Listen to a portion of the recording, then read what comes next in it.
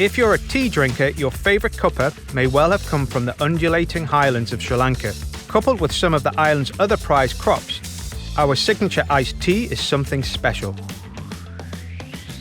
Prepare a banana leaf wheel garnish. Collect a Collins glass. For centuries, Sri Lankan cinnamon has been renowned the world over for its intoxicating fragrance. The lush hills of Ceylon's tea plantations is one of the country's most spectacular and memorable sights. Add to this super sour and 3 drops of Indian spices.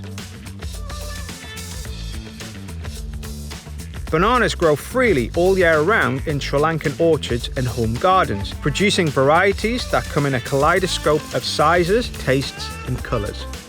Like acrobats in the sky, toddy tappers tightrope from tree to tree to collect coconut sap, which is then lovingly refined and nurtured to produce their national spirit, arak. Fill with cubed ice and stir for 5 seconds. Dip taste. Add additional ice if required. Position the banana leaf wheel inside the finished cocktail. Rinse equipment and replace. Present and serve.